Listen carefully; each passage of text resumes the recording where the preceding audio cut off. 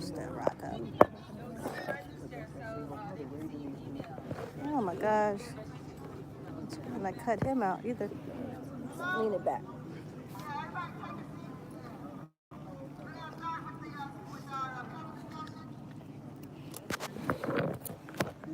Oops. Missed it by that much. No, whoa. Oh my gosh. I have to be at the edge. You are fired, Rock. Wait a minute. Let's not get Ronnie in there.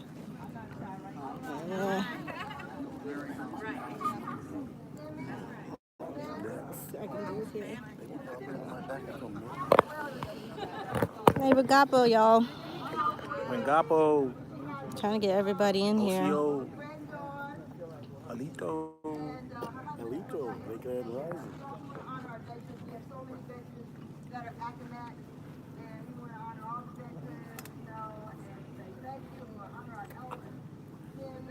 It'd be nice if this could be yearly, annual event. Yeah, that's what she's talking about. It will be. Yeah, so you'll see it just grow you'll see it grow. We want to also start this. I like the way she run white folks out the You will park. have the opportunity to ask questions to the panel, and the panel will be, talking about different topics. So it's about to start. Let's go. I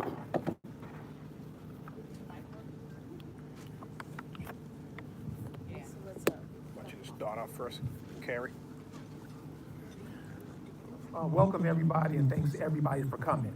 We just want to share some information with everybody so we can start being people, being humans on this earth, and stop letting all these immigrants come over and dictate to us what we should be doing. It's just that simple. You can't go to England and tell those people what to do. You can't go to Africa and tell those people what to do. But everybody's coming over here on your grandparents' resources that they left for you. All this stuff was left for you, these little ones. You won't have nowhere to go if we keep acting how we act now. And everybody knows how that is. So we just want to share some information with you all. If you have any questions, this is cold-blooded. To all you Acamax, thank you for having us. This is off the hook. So, you ask questions or whatever you want to talk about. But I'm Kerry Davis. African Americans ain't Africans. Thank you everyone for having us up here today, and my name is Ronnie McClain. Most people probably know me as a new Thunder from YouTube and some of the things online and some of the other community organizations that we've done, and also from the Indigenous Nations of North America, INA. And my whole entire thing as a political scientist, that's what I was educated in, is studying the whole entire political science, the whole entire genre of the original indigenous beings of North America.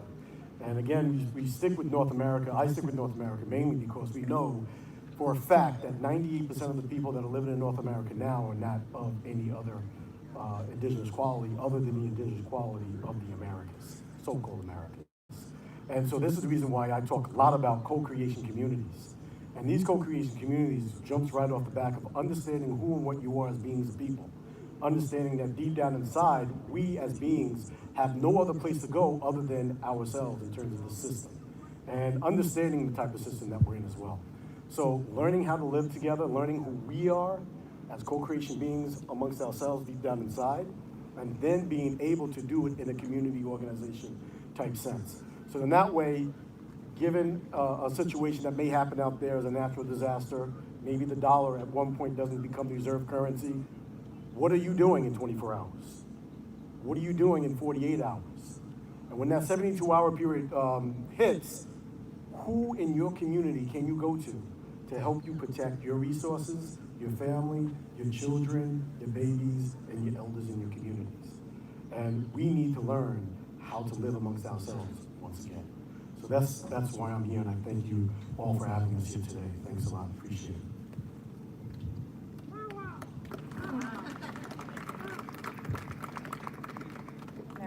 Chama Wangapo. I'm Tasha. I'm from one of the several local tribes in Virginia, the Nottoway, and as well as some of the tribes in the Powhatan Confederacy. I do a lot of genealogy research, and I have a YouTube YouTube channel where I talk about Indigenous history, different topics on how our identity was changed to African American from Indian and Indigenous and whatever other names that they named us. Most of my family's from Virginia, so I have a good understanding of the history here and all the different things that happen with the up and down the East Coast. And I also have an online school that I'm working on, and I'm actually working on building the Powhatan language back, which the Acromat tribe are a part of. So I'm doing a lot of different things. I don't know, I can't really come after them with all the political talk, but I'm just here to share all the information that I have.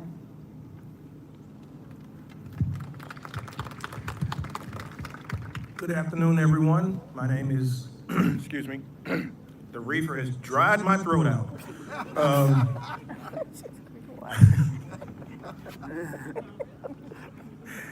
My name is Gabriel Rich. Okay, we're back. Okay, my name is Gabriel Rich. I have a radio show, The Rich Report. I represent African Americans and Africans as well as Amerindian heritage. And I'm a proud and angry Wokan Tuscaroran. And it's pretty simple, like Kerry was telling you.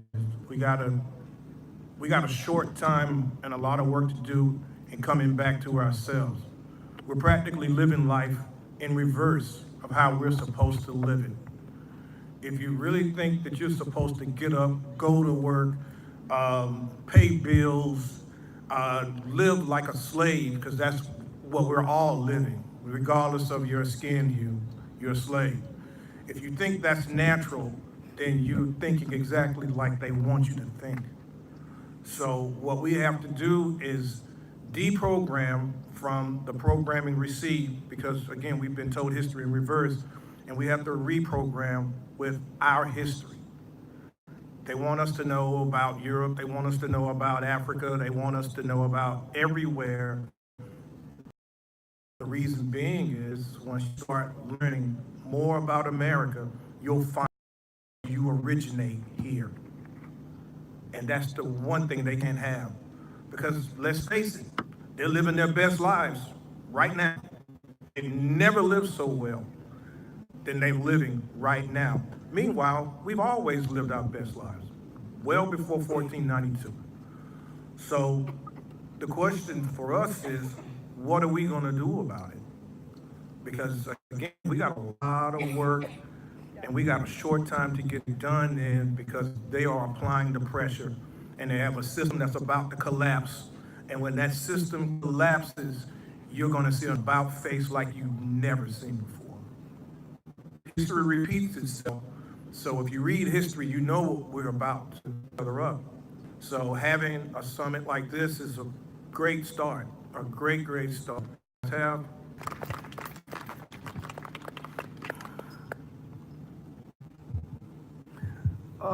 The young man that came from California, can you stand up? You, yeah. Could you tell them, check this out. This is to what Gabe was saying about time, the time. We don't look at time in our own point of view. We look at time through their eyes, and it screws us up. Well, what was that you found when you were looking at what I asked you to look up, and you looked up, and when you found me, you was like, really? Could you share that with them? Could you share that? Wait.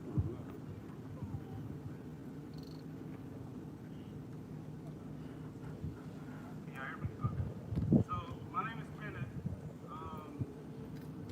They have like these Georgia guidestones that basically like describe all with like false history about this place here, and they're trying to exterminate us starting in 2020.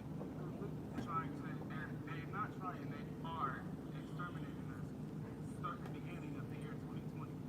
So I would advise everybody to start looking into that. It's called the Georgia Guidestones. It's something very serious that they've been working on for a very long time. The Georgia Guidestones is kind of set up like Stonehenge in England. It's nicely built. It didn't take it took a lot to put this thing together. And it's talking about getting rid of you. Now, I deal with African Americans every day. And serious because we taking this too far. We're like trying to dumb ourselves down to a worm. We looking dumb. And all that whining and all that other stuff we doing don't work. We got to do something else. And that's what this brother's talking, that's what everybody's talking about. Gabe said this is about to collapse. You see it. You see it. What are we going to do? What are we going to do? And we talk about a collapse. And what I'm telling people now is that we are in the midst of the collapse now. People talk about the end times. We are here. It is here. People forgot back in 2004 when there was one of the largest earthquakes ever on Earth that killed over 320,000 people one day on 5 different continents, 5 different landmasses. Since that time, there's been earthquakes that actually, what they claim is shift the the North Pole right now, we're in the middle of a North Pole shift. The North Pole right now is gravitating towards Russia at about 43 miles per year. It's no longer where it was 50 years ago. It's over in the Siberia, it's over now that we as a people aren't prepared for. And as we begin to come into who we are as beings of people, we have to understand that we have the power within ourselves to protect ourselves and put ourselves in a situation where we can be co-creators with one another so that we don't get caught up in this system that has us in prison right now.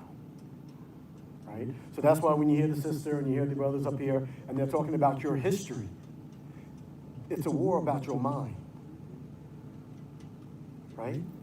It's a war about your mind. It's also a war about your soul. Those of you that can remember back in the 60s, 70s, even the 50s, it was all about soul music. Then all of a sudden you started hearing about all this spirituality stuff. So what they were doing, they were sucking the energy of you because you are a different species on this earth that's so powerful, that has a soul. Not everything on this earth has a soul. Not everything walks and breathes has a soul. Everything has a spirit, but not everything has a soul. You, being who you are, has a soul. And they're using your energy, pulling it from you. Every time you get upset about something in this system, they're using your soulful energy to energize the system. And this is the reason why Halloween is a very important holiday, because when you see people walking around with that Halloween mask of a soulless, dead soul type person, you know that mask I'm talking about, right?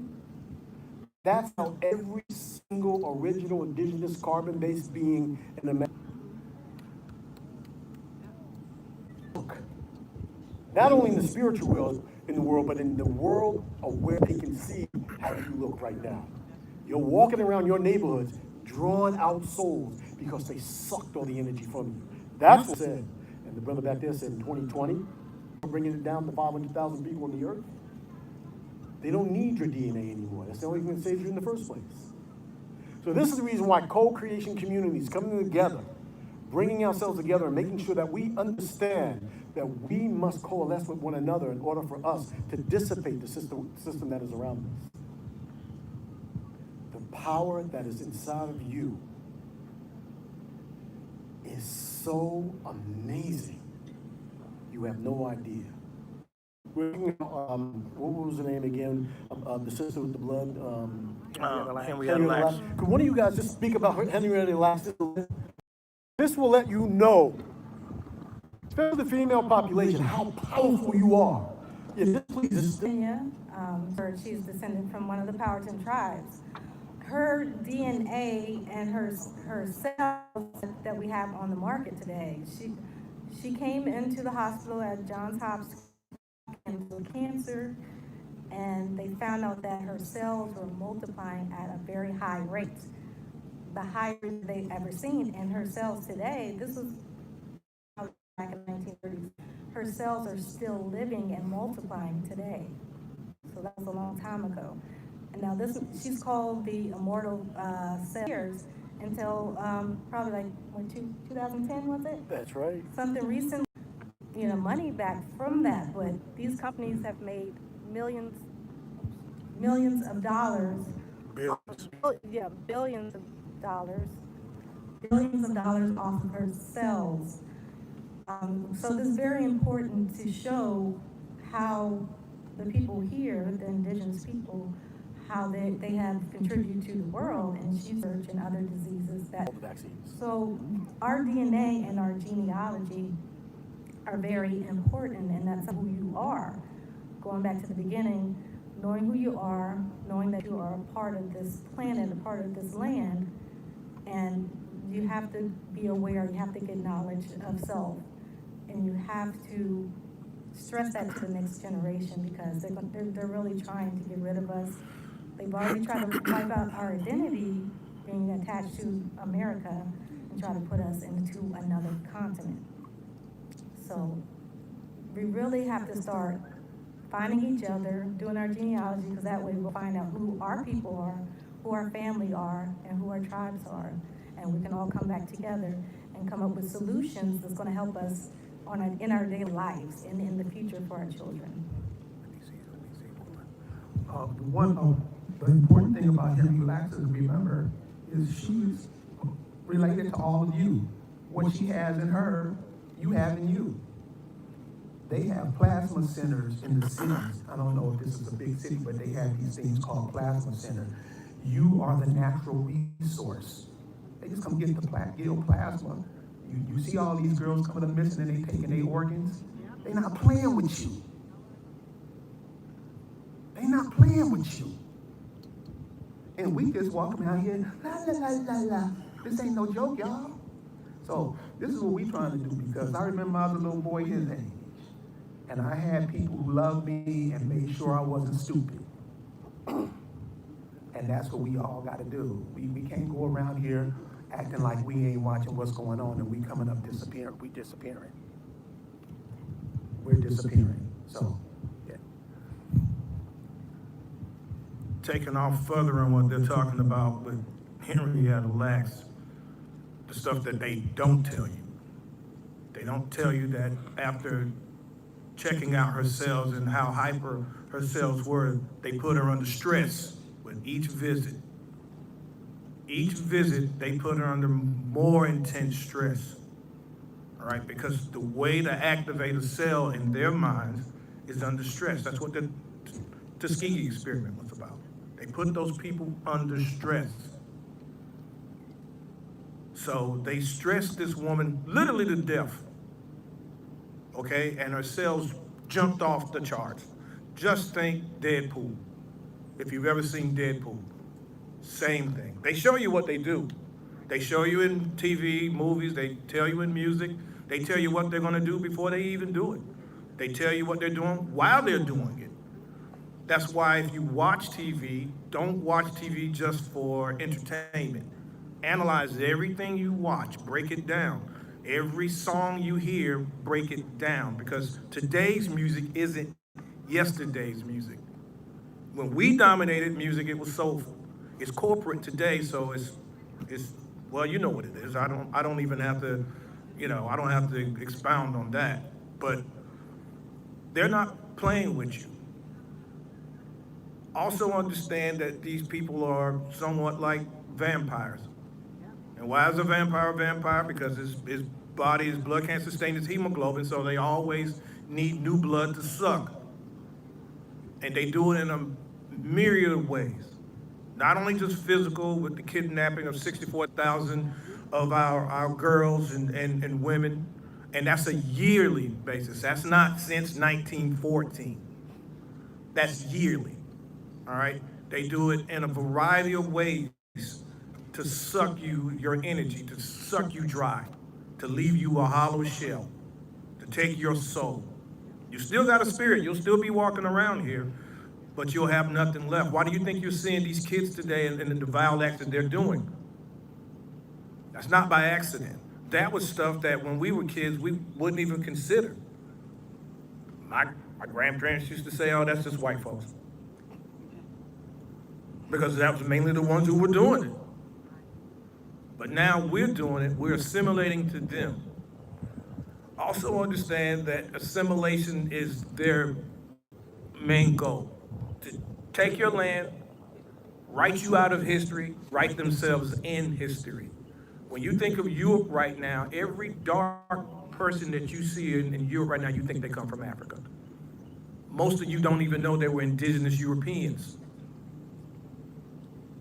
And that's only been on a span of, 700 years? Because they didn't start taking control until about the 1100s, well, actually, it wasn't even then. Actually, later, about maybe the 1600s, they really started to take control. So you're talking, it's 2019, it's not very long. 200 years from now, when you look at an American, you'll think a white person. You won't think us, you'll think we come from somewhere else. They've already told you come from Africa, so they've already set the template. So at some point, you've got to start digging into your history, because history is everything. What's past is prologue, and it always repeats itself. It's a cycle, and it's not going to go away, and you can't change history until you learn it. And we can change this right now. We can change all of this right now. There's over 150 million of us. You're not a minority. So we could change this right now, today, if we so chose to, but we're not equipped. So, we got young ones here. We got to keep more young ones coming in, because right now they're training our young ones in school. And you see how school is today, school to prison pipeline. A lot of our kids are put in special education. A lot of our gifted and talented kids are chastised for being smart. So we gotta figure this out, because as it stands right now, the clock is ticking, and they love keeping us on the clock. That's their thing. Even though we're on our calendar, we're on their time. So, to piggyback off of what he's saying, what are some of the solutions that we need to be doing? Like I said, we need to be doing our genealogy, find out who we are, who our families are, so we can all come together and do things that's going to make the future better. We need to be getting land. We need to be learning how to be self-sufficient by growing food, learning how to hunt, learning how to, if you're in like a survival situation, how to get out of that. We're very dependent on the system now. Like, if they close all the food stores, what's everybody gonna do? We're gonna starve to death, If they cut your electricity off, what are you gonna do? A lot of people wouldn't survive. We see that with all the blackouts, the floods that we're having. People were, panicking. So we need to start teaching our children that, start learning that ourselves, so that we can do that. Like, I bet probably maybe 2 people out here know how to start a fire. So you do. So if we have like a natural, you do? Okay, the young man knows how to do it. So we need more people to know how to do it so we can teach others. So we need at least one person in your household that knows how to do the survival techniques, knows how to start fires, knows how to cleanse water. That's something simple. We saw in Katrina and all these different floods, people didn't have clean water. And in simple solutions, you can take pebbles, sand, dirt, and make a filter to filter out any type of water and be able to survive. So just little things like that we need to be doing. We need to know, like I said, our families. That's very important, because a lot of people don't know who we are, and that's how they were able to change our identity, because we didn't know who our people are or where we came from. So those are the things that we need to be working on and stressing and coming together with solutions, and not just complaining and marching and crying and all that. I want to piggyback on what they said, because it's all weaved in together. So, on the way up here, just going through North Carolina, South Carolina, and what they were saying, this place is full of resources that we can use. I mean, that's one of the things when we keep calling ourselves African and Black and all these different names, we turn away from that. Here's an example. These tobacco leaves. Now, here, this is tobacco country up here. These tobacco leaves. And so I'll go to a HBCU in Birmingham, Alabama, and this is what I'll say, and I'll tell you what I'll get too. I'll say, hey man, let's take these tobacco leaves, and since they sell them blunt blunts, okay, let's take our resources and let's us make blunts and put them on the market. They'll laugh at me. These are so-called African Americans. They'll laugh at me. And you have a natural resource that you don't even use because you don't think it's yours. You give it to anybody else. Anybody else that come claim your stuff and you cool with it. This is where we are. We won't care long if we keep thinking like that. Okay, I gotta bring it back to us because there's a reason why you're here. It is because you're an academic and you're from Northampton. And yay! Okay, and being from Northampton is very, very special, and that's why we're here. Because we want the people that surround this Eastern Shore to own who they are. Our ancestors originated here. This is the soil of the horrible prison, slave prison camp reservation. And that's why we're gathered here. And we're also gathered here because it's time for us to recognize who we really are. And for us to stand independently on that claim. And we have a new legal law that went into effect in 2015. We have the UNDRIP. The UN has given us a Declaration of Indigenous Rights. We also have adopted that in the Americas, okay? So you have now, as of 2016, the right to claim your identity. Okay, let me bring this back. So now they're talking about 1619. 1619. Oh, that's when the first Africans came. No, my dear. If you look at the poster boards that I have here, in 1619, it was a letter written by John Ralph that just simply stated 20-odd Negroes. Negroes is the word of the Americas. It is the word that is of the Spaniards when they saw dark-skinned people. I want you all to understand that there are books, which I have copies, that state clearly how we appeared in 1612 by William Strachey.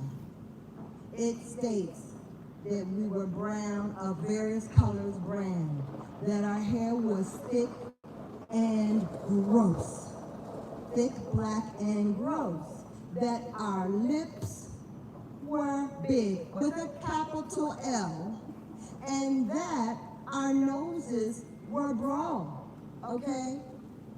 That describes you.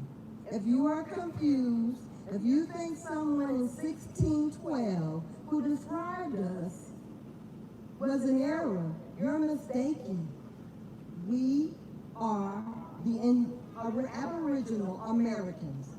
And if you don't understand and claim that in the census, we are forever lost. Okay, yes, right.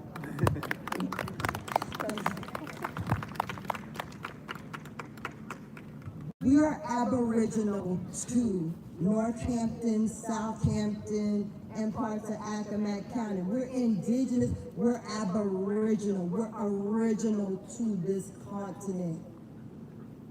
When you look at these trees, this water, this soil, your home, and it resonates with you. We got people from California, when they walk around, they come from here because they know Virginia resonates with them. If it doesn't resonate with you, maybe you African. Maybe you African. Because they did have a very small sample of Africans came for specialty things. Like we didn't have rice here, but then grow rice in Virginia. Hello. And then they only needed a few experts to be rice growers and teachers. You didn't need shiploads, and there's no records. There's no shifts. There's no shackles and ball and chains like I have in the corner. You know, we would be run over. We'd be falling over ball and chains if they were all over. They're not. They're not. Iron does not disappear. It's in the soil. It's here. So if you have a nice ball and chain, we should have all kinds of relics. Not buy one little relic. Go try to buy you a ball and chain. Can you find one? No. Can you find one? Can you find the record of Kunta in your family? I just want to know someone who has a Kunta Kinte. You know? Kunta's not even If an you're African word. African. Also with the DNA. DNA. You know Maury Povich, y'all? Y'all know Maury. Who's the daddy, okay? Maury says, okay, your daddy lives in New Jersey. Is that what he does? No. He says your daddy is John Smith. So when you do DNA, it should connect you to your cousin. I don't know, Olachi. Did it connect you to Olachi, the girl I work with? No? No, I'm not connected to Olachi. I'll find my cousin, Dwayne Cypress. I'll find, it will connect you with your cousins, right? Why won't it connect you with your African cousins if it is real? It doesn't, because it's not real. Okay? That's what what I want people to stop doing is suspending reality and just taking things as it's written and stated by the media. Stop that. Start questioning. Does it make sense? In this county, there's a story about Anthony Johnson. Anthony Johnson's in the court records as being the first African to own a slave. And he was doing this in 1652. Mind you, the settlers came here where? In Jamestown in 1607? How does one come as an infant from Africa when you weren't even importing Africans, according to the 1619 lie, and then become one of the wealthiest landowners and a slave owner? And we just suspend, just the truth and reality and thought. You don't even think about it. We just accept that makes sense. Does it make sense? That in that short of time, they say in writing that he was able to buy his feet. Wait a minute, he got it from Angola. Angola didn't exist in 1610 or 1611. What? How did that happen? Oh, but we just suspend that. You don't even think about it. We just believe. We just believe. Because they want us to, because we are we're slaves. And then we have people who represent us and look like us, and they are not us. And it doesn't resonate with them. And they get angry at us. And they want us to disappear as well, because this is our home. But we're not, because this is happening. So they say that he came here in 16, I don't know when they came here, because according to Virginia records, there were no Africans here at that time. So I'm confused. It's already got me confused once I start thinking about it. So he came from Angola. It wasn't Angola. Okay. He didn't have enough time to. First of all, they say he was an indentured servant because they said he brought his freedom in, I don't know, less than 7 years. He was free. They were going to Africa to get people that were indentured. How many or about to be in prison or about to go be condemned to the noose in Africa.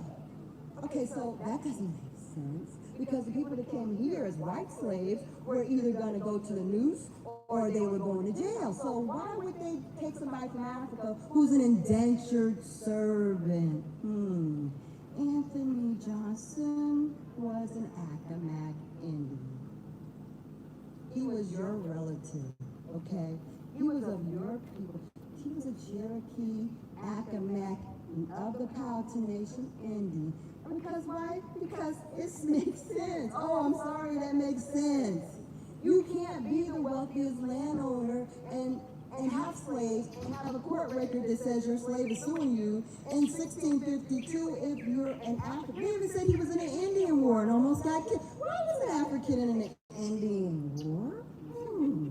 This is all this to us, and we don't question any of it. And then we have professors of African studies who push us along in the suspension of reality and truth.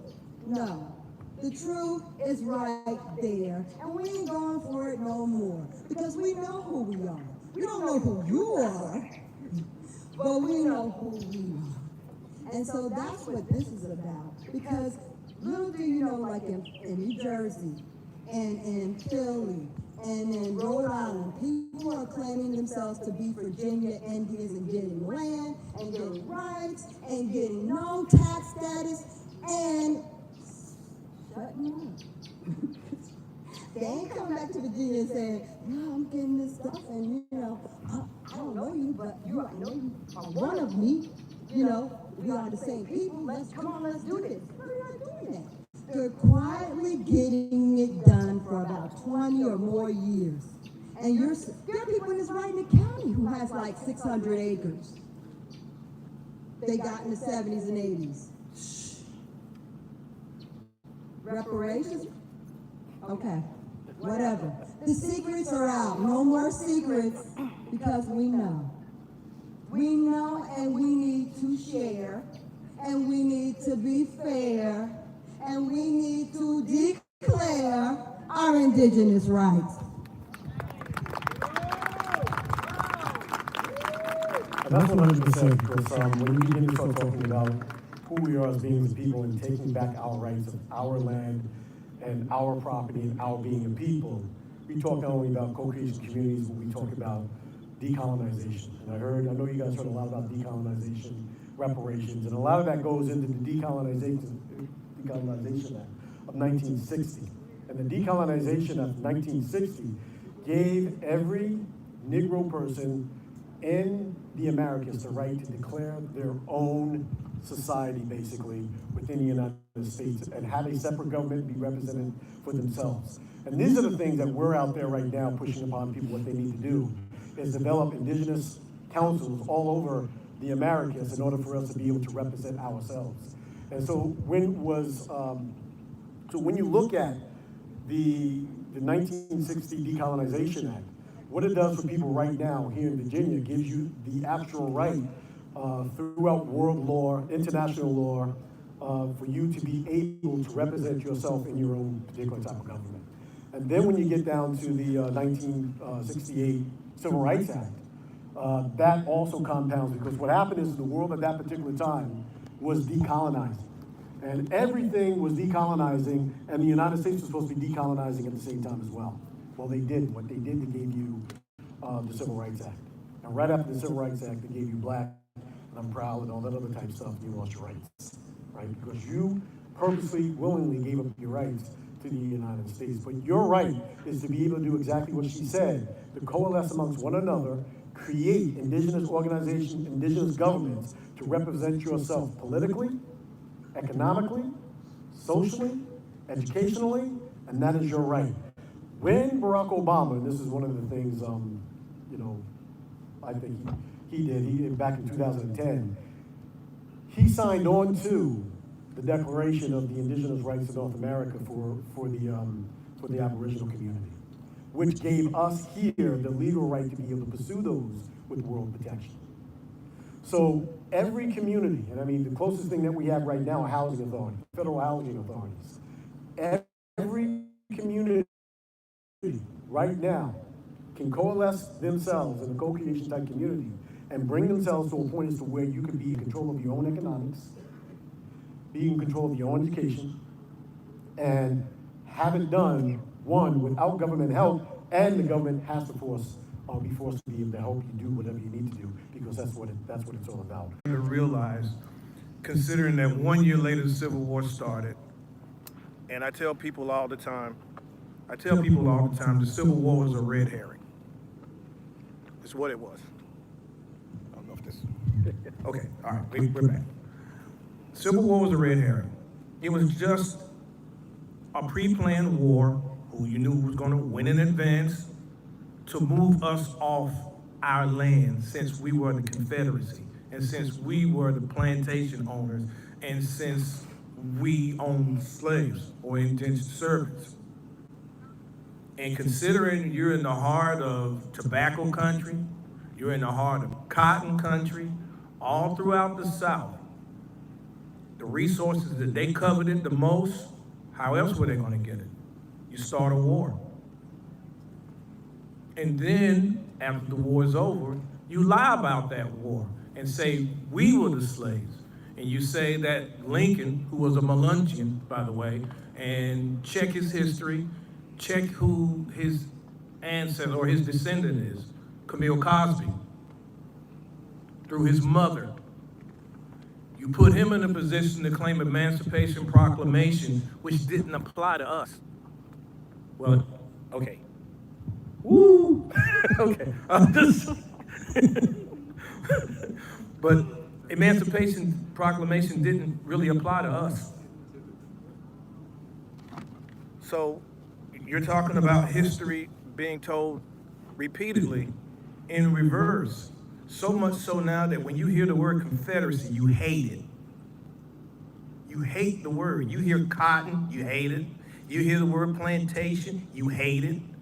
You hate all those words associated with the Civil War. That's not by accident. Nothing they do is by accident. They are invested in their survival. There's only 6% of them in the world. So they are invested in their survival, paranoid and schizophrenic about that investment. So they're willing to do whatever it takes to stay on top and keep you on the bottom. And I know some of you are saying it can't be that bad, and you see what happened to the sister in Fort Worth where she's shot in her apartment, in her own house by the cop, and you're, oh my God. Well, you shouldn't be surprised. They're invested in their survival. And we are now a marginalized people. Barack Obama did the best thing for us by telling us black has no standing at law. You can't kill something that's already dead, and if you're black, that's technically what you are. You are a dead people. Which is why it is imperative that we go back to our indigenous heritage. At this point, if you know your tribe, that's great. But know your genealogy, if nothing else. You gotta learn that. And for all the people talking about sovereign, if you don't have an army, you ain't sovereign. You can file all the paperwork you want, they will just tear it up in your face and laugh at you. If you're not willing to protect yourself with what's going on out here in these streets, do you understand that up until the 1970s, the cops used to be afraid to go in certain neighborhoods that we were in? Literally afraid. You couldn't get any of them to go in these neighborhoods. Do you realize up until integration, we didn't call the cops? If something went down, we handled it ourselves. Now, we're calling the cops to handle things that we can handle. The brother called the cops to check in on the sister who was shot, when he could have just walked his ass right over there. This is where we are now. Integration was not by accident. We are the money, people. We're the money. We invented greenbacks. We invented the very money that you spend today. We invented it. Backed it against gold, which we had in abundance. You got gold even here in the state of Virginia. I know you got it in the state of North Carolina. Charlotte is the banking capital of the United States. Why? It had a whole lot of gold in it. A whole lot of gold that they've now taken control of. So it's time for us to start learning and thinking strategically, because they always are. And I'm not talking about your yokels, hillbillies, bumpkins, the average everyday ones. I'm not talking about them. They're reaping the benefits and they living their best life, and they could care less about anything other than they're on top and we're not. They're using that privilege that has been given to them literally since post-Civil War, and they are soaking it up. So you need not worry about them. But the people who gave them that privilege, oh yeah, they're thinking. They're always thinking. They got an institute in England, the Tavistock Institute, that monitors us 24/7, 365. So much so that they set trends for us. You think we really came out with sagging? No. They came out with sagging, and they got us to do it. How imperative is that we start getting it together, because, I mean, you're dealing with psychopaths, sociopaths at the very least, crazy at the very, very least. Either way, it's not good. So we're gonna have to do something, folks. And again, this summit is a perfect way to get the ball rolling, a perfect way to get things started.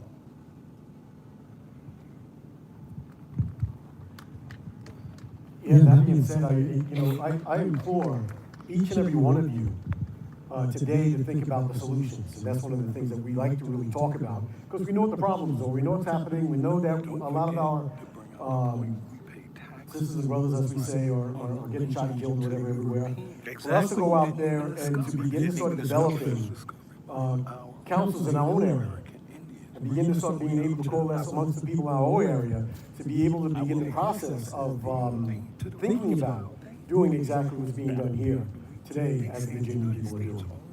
And it's a wonderful, wonderful thing to see such great people to be able to be here today and do the things that they're doing. All right, we're going to have a little break and have some music by our saxophone player, and we're also going to have our bow hunter do a demonstration of his bow hunting skills. Will, Willie, you ready? You going back? Will is actually a Indian bear archery bow hunter, and he only hunts with a bow and arrow, and he is sponsored by Bear Archery. He is amazing. He knows about how to train the dogs, to follow a scent. He knows about, look, I don't know, he could tell you. So, you wanna go, Will? You do this all the time. I really don't do this all the time, but it's amazing to be here with you guys, because you guys are the originals. You guys know who you are. You have identity, and to me, that's immeasurable. I rode up here. It took like 10 hours to get here from Atlanta, and in that 10-hour span, I learned a lot about who I thought I was. I have no clue really where I'm from. And that has sparked a serious interest in me. I hunt a lot. I came over and I looked at that lemonade sign over there, and I got hungry. And I got ketchup all over my pants. I'm always interested to find out how many people actually hunt. And I see one hand. I wish it was a whole lot more, but that's okay. Archery is not necessarily about him. It's about family time. It's about coming together. It's about offering another opportunity for kids to learn something to keep them out of trouble. It's an opportunity for us to relax, to have something to do other than drink and smoke and do all the other crazy stuff that we do. So that's why I'm so into archery. I do love to eat, so I hunt because I eat a lot. I travel all over the world hunting. Last summer I went over to Africa, and I shot an impala. That's kind of like an American deer, and it ran off. And the trackers, who incidentally only make about $10 a day, they work from sun up to sundown, roughly 10, 12 hours a day, every single day. And their job basically is to track the game that we shoot, drag them out of the woods, load them on the truck, skin them out, process the meat. That's their job. And it's a hard job. If any of you guys ever been hunting, it takes a lot of talent, a lot of time to do that. As some of the best trackers in the world. Well, I kill a lot of deer here in the USA, and I've had to track a lot of wounded animals. So when we got on this one particular impala, the Africans lost the trail. And guess who picked it up? The Indians. Yeah, I had. So apparently, and they were applauding me, saying, "Man, where are you from? Who are you?" Apparently, I was one of the primos to those guys, and they were really impressed with not only my tracking ability, but my shooting ability. I drew back on 7 animals over in Africa, and I killed all 7. Killed a warthog at 57 yards with my bow jogging. And I shot him, arrow went clean through. He only went about 20 yards and collapsed. And they were looking at me like I'm some kind of ancient god or something with a bow and arrow. I'm not, I'm an average Joe. I don't get caught up into a whole lot of propaganda.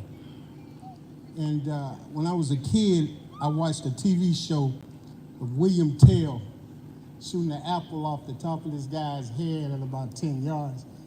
And I was blown away by that. I said to myself, man, if I could do something like that. I had to be one of the greatest archers in the world. Now that I've been shooting for a little while, I realized that was a piece of cake. I can teach every single one of y'all in less than 2 weeks to hit an apple at 10 yards. That's a piece of cake. Seems hard, it seems difficult because you haven't been exposed to it. This is difficult to me because I haven't been exposed to it. I haven't been exposed to what you guys have the luxury of knowing. So it's all confusing and difficult, and I'm taking it all in, and I'm trying to process it. Like I said, I don't get into a lot of property. There's, like my father used to say, any and everything is possible if you believe you can do it. It's all possible. Well, I don't have a whole lot of limitations. I don't believe there's something I can't do. I spent in the military, and okay, I'm limited in time. I talk a lot. I talked for 10 hours straight coming up from Atlanta to here. I had a good time. And I had, I'm a contractor. I build houses now. And I was in the truck. I enjoyed that trip. Now, we're in Virginia. They were ready to get out of that van we got here. And they were so interested. They guys want to shoot. Come over. I'll try to scrap you up with a wrist release, or I'll put you on a traditional bow. And I love teaching little kids like this how to shoot. I really do. I really love archery. I want to say this before I go. Archery is a sport that anybody can do. It doesn't matter. They got an age group for you. If you're 80 years old and you want to shoot, it's probably a 2-hour drive to Archery, Maryland. You can. They got an age group for you, and it's all over the world. It's a national tournament. Somebody fix that. 5-6 times a year, all over the world, in almost every state. Is it? It's pointed up. And She knocked the little girl knocked it. Thank you. To go if you want to go, and it doesn't take long to get into it, and it keeps the kids occupied. For you parents who need some free time, put a bow in their hand. I promise you, you'll gain 2 hours every day of relaxation because they won't be around you. They'll pick up that bow and you'll be looking for them. And before you know it, they won't be in your backyard. They'll be out there looking for something to shoot. You know, I like to see kids like this get into it. Possible shooting a boat. You want to see me attempt to do it, I will. Sorry, I'm not y'all. the Soon. yeah. He Come can on. shoot. Generally, when I do this for bear archery, we give away prizes. I blow up some balloons, and I put them at different distances, and I say, hey, you got 3 shots, you get a Oh, prize. If you don't have they don't it, put you the can't. closing music, Oscar music.